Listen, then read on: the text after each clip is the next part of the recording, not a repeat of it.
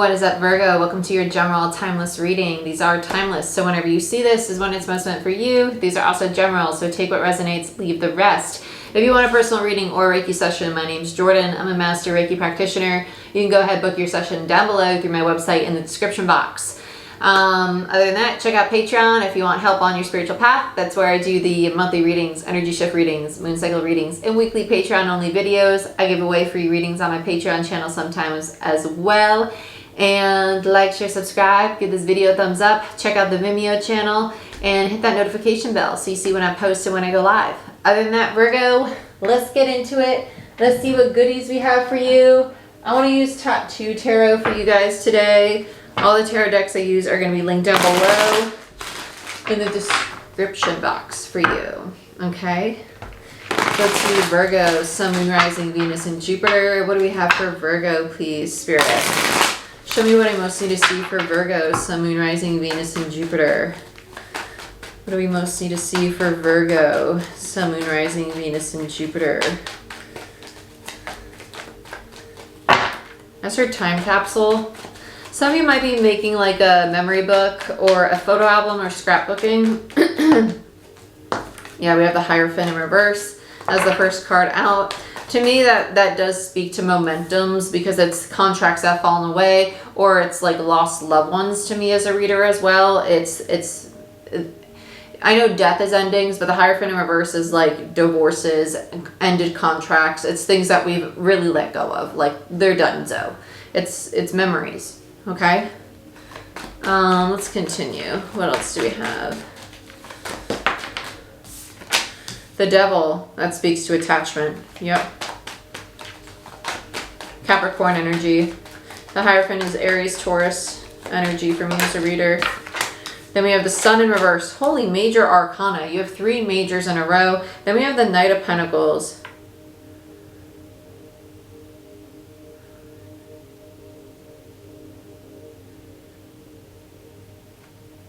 This is a very strange energy. With the Hierophant in reverse and the Devil.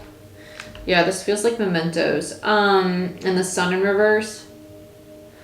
This Devil feels like attachment to a situation or something that has already fallen away. Even if you have like physical items that you're holding on to, it feels like holding on to like an amulet or a necklace, like a locket, something of that nature. Like it feels like someone literally holding something like with a chain on it in their hand. Like if I had something, like it literally, like it feels like I have something physical in my hand right now that I'm holding on to and something's hanging off the back. So that's why I say like a necklace or something, or for some reason like a belt, like something like that, like something, it's weird. And with the Sun in reverse, it's almost like not wanting to see that there's still attachment to this. And it's kind of like, well, I'm trying to take steps forward. I'm trying to build new things for myself. I'm trying to progress. This person's not realizing that they're actually still attached to something that has ended, that has fallen away, right? And it's because not because they have these items, not because they're holding on to these mementos, but there's still attachment, emotional, mental attachment to this individual, obviously. And when we hold on to things energetically, that might not serve us to our highest good. Not saying that if you have a loved one that's passed that you can't have memories of them. That's not what I'm saying at all. But let's say like you're in a toxic dynamic, or if you're holding on to anger or resentment or a low vibrational energy, things that don't serve you to your highest good. That's what needs to be healed, integrated, and released. You can still have memories and positive high vibrational energies in regards to whatever this is, right? But holding on to anger, resentment, things that are keeping you rooted in the ego and attachment and rejection, limiting beliefs, fears, scarcity mindset, not feeling enough, right? Feeling like a failure, codependency, abandonment. That's what needs to be addressed. Let's get one more for Virgo. Yeah, Knight of Swords and Justice. See, there's a wanting to fix this. There's a wanting to make it right. And it's almost like seeing a way to do that. This feels like repairs, like wanting to repair this, but it's very much so done. It's very much so done, which is very strange. It's kind of like, well, if I go back and I talk to this person, I can fix it. I can fix it. I really could fix it. With the Knight of Swords, that feels like someone literally wanting to go in and communicate. It feels like actual communication, really wanting to go in and actually talk to them. Because they're still attached to this individual, whatever this was. They're not happy with how things ended. They want to fix this. And with the moon, it's very much so, I see very clearly I can fix this. And with the Seven of Pentacles, I want to invest. Yep. Okay, let's clarify. I want to use Tarot Royale. All the tarot decks I use are linked down below. If I talk fast throughout your reading, it's just because my camera battery just dropped and I just want to make sure I finish your reading before it dies. Okay. Let's look at the Hierophant. For Virgo, why is the Hierophant here for Virgo? Ten of Cups in reverse. Yeah, there is a loss. There is definitely a loss, whether it be a relationship, a divorce, losing a job, losing a house, losing a long-term commitment of some sort that both people were very emotionally invested in. Ten of Cups in reverse. Let's look at the Devil, the attachment. There's too many. I'll take the Seven of Cups that was on top. Yeah, there's a lot of illusion. Yeah, and the Lovers. There's a lot of illusion that this is my person. I'm meant to be with this person. They're not saying that there's actual attachment to this individual. There's a toxicity to this, a codependency to it, right? Codependency is a very large spectrum, right? Codependency is actually an addiction. It's being addicted to a person, right? People can be codependent on a substance. You can be codependent on an individual. It's still an addiction, okay? So it's a need to address that because there's distortion around it with the Seven of Cups. There's illusion around it. And what they don't want to see, let's look at the Sun, because that's the lack of illumination. Yeah, the Ace of Wands, the need for a new cycle, the need for a new beginning. And the Nine of Wands, that they're actually the wounded warrior. They're really close to closing out a cycle. There's a need to really address the things that have kept them in a destructive pattern, and this pattern of feeling as if they're always fighting for things, always striving to be better or prove things to the people they're in partnership with. And it's almost like they want a second chance with this person. I really want a second chance. I feel like I'm always fighting for a second chance with you. And wanting to be wanted by another individual is literally the definition of abandonment. If you're only wanting to be wanted and you're not going back because there's genuine love and care there, that's abandonment. That's abandonment, and it's a need to address it. Let's look at the Knight of Pentacles. High Priestess. Yeah, there's something you're not seeing there. And it's the higher self trying to guide you. Eight of Cups. Yeah.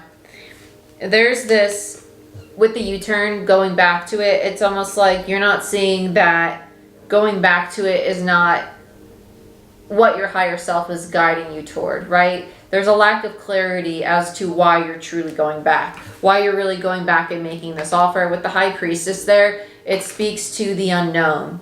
What's your real motive for returning, for making the U-turn, for going back with this offer? What's the real motive? What's your why? Really sit with yourself and ask yourself, why am I really going back? Let's look at what this communication is. Yep. The Five of Wands, the Three of Swords, and the King of Wands in reverse. King of Wands in reverse speaks to distorted masculine energy, master manipulator, mind games. The Three of Swords speaks to heartache, and the Five of Wands speaks to drama and competition. I'm fighting for this. I'm fighting for it because I want to be fighted for, because I'm sitting in a lot of pain. There's no cups there.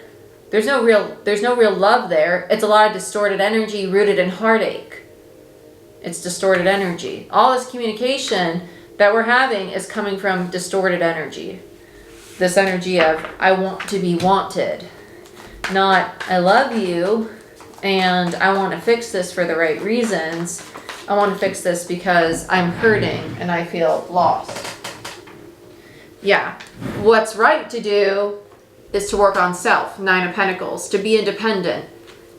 And to not go back to the reconciliation with the Three of Cups in reverse, to release this soul tribe energy, to not hold on to that reconciliation, to rejoicing with them, to let that go, right? Three of Cups in reverse speaks to not coming back together. And the Nine of Pentacles speaks to being independent, single, an individual, working on your insecurities, feeling stable in oneself, right?